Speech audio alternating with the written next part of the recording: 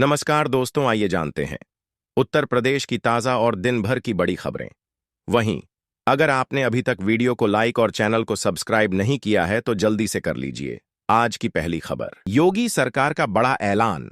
महाकुंभ में 5 रुपये में आटा, 6 रुपये में चावल और 18 रुपये में चीनी। उत्तर प्रदेश के महाकुंभ में योगी सरकार ने राशन के वितरण को लेकर बड़ा ऐलान किया है। मुख्यमंत्री योगी आदित्यनाथ के निर्देश पर अखाड़ों, संस्थाओं और कल्पवासियों को महाकुंभ में नाम मात्र की कीमत पर राशन उपलब्ध कराया जाएगा। इस योजना के तहत 5 रुपये में आटा, 6 रुपये में चावल और 18 रुपये में 1 किलो चीनी उपलब्ध कराई जाएगी। यह पहल महाकुंभ के आयोजन के दौरान लाखों श्रद्धालुओं और भक्तों के लिए बहुत महत्वपूर्ण साबित होगी। मेला क्षेत्र में 138 उचित मूल्य की दुकानों पर यह राशन वितरण किया जाएगा। यह कदम पहली बार है जब इतने बड़े पैमाने पर इस तरह की सुविधा दी जा रही है।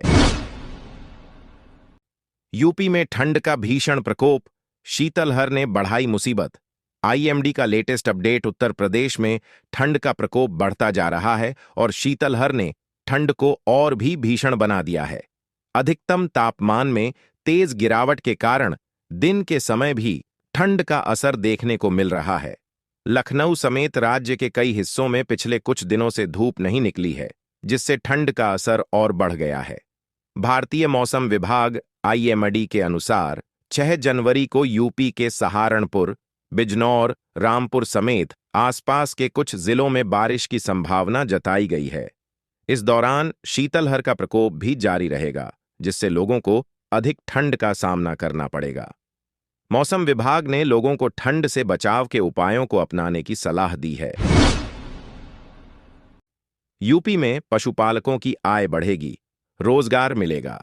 योगी सरकार ने लॉन्च की खास स्कीम। उत्तर प्रदेश सरकार ने ग्रामीण विकास और पशुधन उत्पादकता को बढ़ावा देने के लिए एक नई योजना शुरू की है। मुख्यमंत्री योगी आदित्यनाथ के निर्देश पर राज्य में मनरेगा के तहत ग्राम पंचायतों में चारागाहों का विकास तेजी से किया जा रहा है। इस पहल का उद्देश्य ग्रामीण इलाकों में पशुधन के लिए चारे की पर्याप्त उपलब्धता सुनिश्चित करना है, जिससे पशुपालकों को फायदा होगा और उनकी आय में वृद्धि होगी। इस योजना से किसानों की आजीविका को भी मजबूती मिलेगी, साथ ही रोजगार के नए अवसर उत्पन्न होंगे। यह कदम ग्रामीण अर्थव्यवस्था को सशक्त बनाने की दिशा में महत्वपूर्ण साबित होगा। बार बार चालान पर ड्राइविंग लाइसेंस होगा रद्द, सीएम योगी का सख्त निर्देश। उत्तर प्रदेश के मुख्यमंत्री योगी आदित्यनाथ ने यातायात नियमों का उल्लंघन करने वालों के खिलाफ सख्त कदम उठाने का आदेश दिया है। उन्होंने कहा कि जिन वाहन चालकों के बार बार चालान हो रहे हैं, उनका ड्राइविंग लाइसेंस और वाहन परमिट निरस्त किया जाएगा। मुख्यमंत्री ने संबंधित अधिकारियों को निर्देश दिए हैं कि यातायात नियमों का पालन सुनिश्चित किया जाए और इस नीति का कड़ाई से अनुपालन हो। बार बार नियम तोड़ने वाले वाहन चालकों के खिलाफ सख्त कार्रवाई करने का आदेश दिया गया है। इसके साथ ही सीएम ने सड़क सुरक्षा जागरूकता अभियान चलाने और महाकुंभ जैसे बड़े आयोजनों में ट्रैफिक व्यवस्था दुरुस्त रखने के लिए भी दिशा निर्देश दिए हैं। यूपी को विकसित बनाने की दिशा में बड़ा कदम। रिटायर्ड आईएएस, आईपीएस को मिली जिम्मेदारी। प्रधानमंत्री नरेंद्र मोदी के उत्तर प्रदेश को देश का विकास मॉडल बनाने के सपने को साकार करने की दिशा में मुख्यमंत्री योगी आदित्यनाथ ने अहम पहल की है। सीएम योगी ने रिटायर्ड आईएएस और आईपीएस अधिकारियों को महत्वपूर्ण जिम्मेदारियां सौंपी हैं। इन अनुभवी अधिकारियों को विभिन्न परियोजनाओं और योजनाओं की निगरानी और क्रियान्वयन का कार्य सौंपा गया है। इस कदम का उद्देश्य राज्य में विकास की रफ्तार तेज करना और बेहतर प्रशासनिक संरचना तैयार करना है। सीएम योगी का मानना है कि इन अधिकारियों के अनुभव का लाभ लेकर यूपी को नई ऊंचाइयों पर ले जाया जा सकता है। इससे पीएम मोदी के नए भारत के सपने को साकार करने में मदद मिलेगी। सपा के राज में बुलडोजर जाएगा गैराज में। नए साल पर सपा भाजपा में पोस्टर वार तेज। उत्तर प्रदेश में राजनीतिक बयानबाजी के बीच पोस्टर वार एक बार फिर चर्चा में है। नए साल के मौके पर समाजवादी पार्टी के कार्यालय के बाहर एक बैनर लगाया गया जिसमें लिखा था, सपा के राज में बुलडोजर जाएगा गैराज में। यह कदम 2027 के विधानसभा चुनावों को ध्यान में रखते हुए उठाया गया। इस पोस्टर ने सपा और भाजपा के बीच जुबानी जंग को और तेज कर दिया है। भाजपा ने इसे सपा की नकारात्मक राजनीति बताया, जबकि सपा नेताओं का दावा है कि यह जनता की आवाज है। विधानसभा उपचुनाव से शुरू हुआ यह पोस्टर वॉर अब आगामी चुनावी रणनीतियों की दिशा तय करता नजर आ रहा है। बहराइच में अवैध निर्माणों पर चला बुलडोजर, भारी पुलिस फोर्स तैनात। उत्तर प्रदेश के बहराइच जिले में प्रशासन ने अवैध निर्माणों पर कड़ा कदम उठाते हुए बुलडोजर कार्रवाई की। एक स्थानीय कॉलोनी में भारी पुलिस बल की मौजूदगी में सभी अवैध निर्माणों को ध्वस्त कर दिया गया। इस कार्रवाई का उद्देश्य सरकारी भूमि पर अतिक्रमण को समाप्त करना और शहर को अवैध निर्माणों से मुक्त करना है। प्रशासन ने पहले ही इन निर्माणों के खिलाफ नोटिस जारी किया था, लेकिन कार्रवाई न होने पर बुलडोजर चलाया गया। इस दौरान सुरक्षा के मद्देनजर बड़ी संख्या में पुलिसकर्मियों को तैनात किया गया। प्रशासन ने स्पष्ट किया कि ऐसी कार्रवाई आगे भी जारी रहेगी। यमुना एक्सप्रेसवे पर जलती बस बनी आग का गोला, ड्राइवर ने कूदकर बचाई जान। मथुरा के बलदेव थाना क्षेत्र में यमुना एक्सप्रेसवे पर बृहस्पतिवार को एक बस में अचानक आग लग गई, जो कुछ ही देर में आग का गोला बन गई। बस महाराष्ट्र की ओर जा रही थी और कई किलोमीटर तक जलती हुई दौड़ती रही। ड्राइवर ने साहस दिखाते हुए समय रहते बस से कूदकर अपनी जान बचाई। घटना के समय बस में कोई यात्री मौजूद नहीं था, जिससे एक बड़ा हादसा टल गया। दमकल विभाग की टीम ने सूचना मिलने पर मौके पर पहुंचकर कई घंटों की मशक्कत के बाद आग पर काबू पाया। आग लगने का कारण अब तक स्पष्ट नहीं हो सका है और मामले की जांच जारी है। महाकुंभ 2025, सुरक्षा पर बड़ा सवाल, पकड़ा गया अवैध तरीके से ठहरा विदेशी। श्रद्धालु कैंप में बना चुका था ठिकाना। प्रयागराज में महाकुंभ 2025 की तैयारियों के बीच सुरक्षा पर बड़ा सवाल खड़ा हो गया है। मेला क्षेत्र के सेक्टर 15 स्थित एक श्रद्धालु कैंप में एक रूसी नागरिक अवैध रूप से ठहरा हुआ पकड़ा गया। जांच में खुलासा हुआ कि उसका वीजा 4 महीने पहले ही समाप्त हो चुका था, लेकिन वह चोरी छिपे देश में रह रहा था। यह पहला मामला नहीं है। 4 महीने पहले भी सिविल लाइंस क्षेत्र में युगांडा की एक महिला अवैध रूप से स्पा सेंटर में काम करते पकड़ी गई थी। पुलिस ने रूसी नागरिक को हिरासत में लेकर आवश्यक प्रक्रिया के बाद वापस भेज दिया है। यह घटना महाकुंभ के दौरान सुरक्षा व्यवस्था पर गहन निगरानी की आवश्यकता दर्शाती है। नए साल में पुलिस का पहला गुडवर्क, मुठभेड़ में गोतस्कर को गोली मारकर किया गिरफ्तार। बरेली के हाफिजगंज थाना क्षेत्र में मंगलवार रात पुलिस ने नए साल की पहली बड़ी कार्रवाई की। गोतस्करी के आरोपी राजू कुरैशी को रात करीब 12 बजे हुई मुठभेड़ में गिरफ्तार किया गया। मुठभेड़ के दौरान पुलिस ने राजू के पैर में गोली मारी, जिससे वह घायल हो गया। घटना के बाद पुलिस ने आरोपी को तुरंत अस्पताल पहुंचाया और आवश्यक कानूनी प्रक्रिया पूरी की। इस कार्रवाई को पुलिस के नए साल के टोटके के रूप में भी देखा जा रहा है। पुलिस का कहना है कि अपराधियों पर शिकंजा कसने और कानून व्यवस्था बनाए रखने के लिए ऐसी सख्त कार्रवाई आगे भी जारी रहेगी। वृंदावन में कार सवारों की दबंगई, स्टोर प्रबंधक को पीटकर दी जान से मारने की धमकी। वृंदावन के रमण रेती मार्ग स्थित बेल्जन बाफल स्टोर पर कार सवार 3 लोगों ने स्टोर प्रबंधक और कर्मचारियों के साथ मारपीट की। आरोपियों ने स्टोर में तोड़फोड़ की और प्रबंधक को जान से मारने की धमकी देकर मौके से फरार हो गए। घटना सीसीटीवी कैमरे में कैद हो गई है, जिससे मामले का खुलासा हुआ। प्रबंधक ने इस घटना के बाद कोतवाली में अज्ञात हमलावरों के खिलाफ एफआईआर दर्ज कराई है। पुलिस ने मामले की जांच शुरू कर दी है और आरोपियों की पहचान करने का प्रयास कर रही है। इस घटना से क्षेत्र में डर और चिंता का माहौल है और पुलिस कार्रवाई की उम्मीद जताई जा रही है। ठंड का मौसम आंखों को कर रहा प्रभावित। बरतें ये सावधानियां मथुरा में लगातार बढ़ रही ठंड के साथ अब खांसी, जुकाम और बुखार के अलावा आंखों में एलर्जी की शिकायतें भी बढ़ने लगी हैं। मरीजों में आंखों में लालपन, पानी आने और नजर धुंधली होने जैसी समस्याएं सामने आ रही हैं। विशेषज्ञों का कहना है कि ठंड के मौसम में शुष्क हवा और धूल मिट्टी आंखों को प्रभावित कर सकते हैं, जिससे एलर्जी और संक्रमण का खतरा बढ़ जाता है।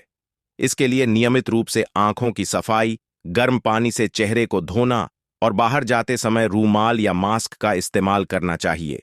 साथ ही आंखों में जलन या तकलीफ महसूस होने पर तुरंत चिकित्सक से संपर्क करना चाहिए।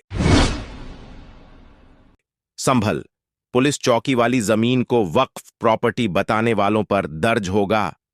केस संभल जिले में जामा मस्जिद के पास स्थित एक पुलिस चौकी की जमीन को वक्फ प्रॉपर्टी बताने के दावे को प्रशासन ने गलत ठहराया है। एसपी कृष्ण बिश्नोई ने इस संबंध में प्रेस कॉन्फ्रेंस में कहा कि इस मामले में अज्ञात व्यक्तियों के खिलाफ मुकदमा दर्ज किया जाएगा। यह विवाद तब और बढ़ा जब ऑल इंडिया मजलिस ए इत्तेहाद उल मुस्लिमीन AIMIM के प्रमुख असदुद्दीन ओवैसी ने इस मुद्दे पर बयान दिया था। प्रशासन ने स्पष्ट किया कि पुलिस चौकी की जमीन वक्फ प्रॉपर्टी नहीं है और इस मामले में सख्त कार्रवाई की जाएगी। संभल बावड़ी की खुदाई पर ब्रेक। ASI टीम ने दी चेतावनी। संभल में बावड़ी की खुदाई का काम जारी था, लेकिन अब इस पर अस्थायी रूप से ब्रेक लग गया है।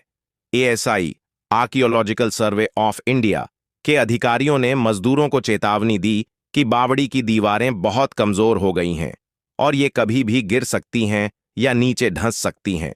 इसलिए ASI ने मजदूरों को दूसरी मंजिल के अंदर खुदाई करने से मना कर दिया है। बावड़ी की खुदाई और सफाई का आज 14वां दिन था, लेकिन सुरक्षा कारणों से यह काम रोक दिया गया है।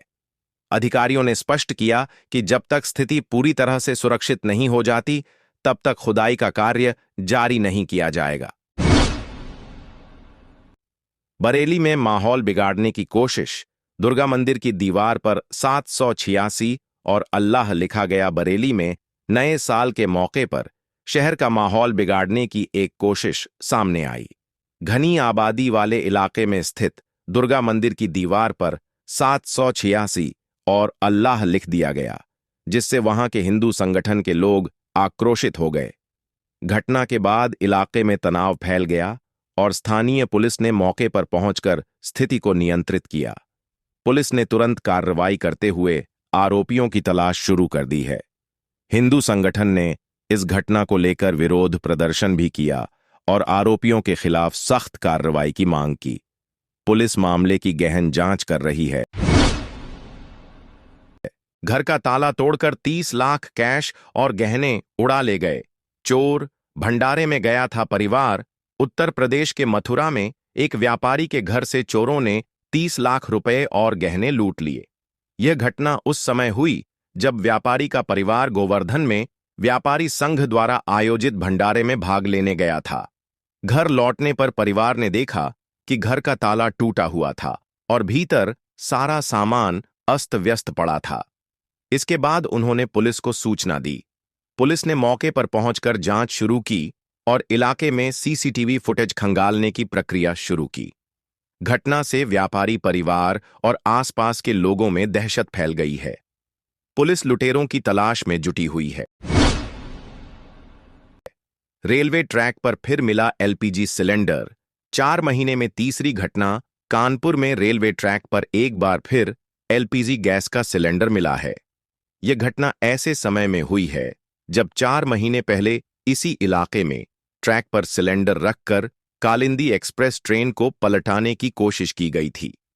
इस वर्ष में रेलवे ट्रैक पर सिलेंडर मिलने की यह तीसरी घटना है, जो सुरक्षा अधिकारियों और स्थानीय लोगों के लिए चिंता का विषय बन गई है। पुलिस और रेलवे सुरक्षा बल ने मामले की जांच शुरू कर दी है और इलाके में सुरक्षा बढ़ा दी गई है। अधिकारियों ने इस प्रकार की घटनाओं को रोकने के लिए कड़ी कार्रवाई करने का आश्वासन दिया है। मंदिर के पास मिला 100 साल पुराना कुआं।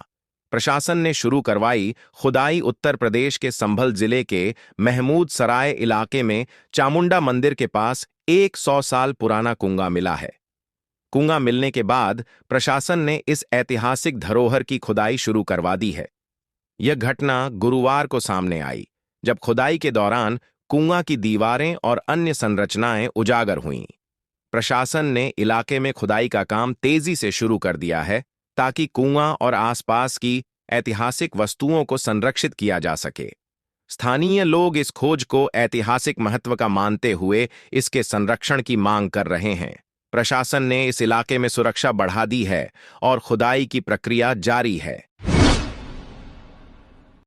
कहां छिप गया लखनऊ में दहशत फैलाने वाला बाघ?